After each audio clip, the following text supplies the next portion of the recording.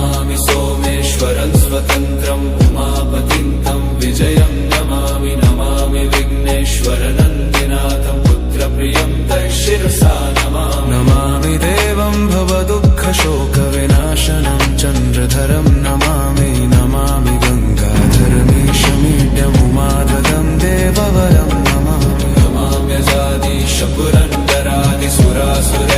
नमाम्यजादिशपुरन्दरादिसुरासुरैरचितपादपद्मं नमामि देवी मुखवादनाईक्षार्थमक्षित्रितयं यैष पञ्चामृतैर्गन्धसुधूपदीपैर्विचित्रपुष्पैर्विधैश्च मन्त्रैः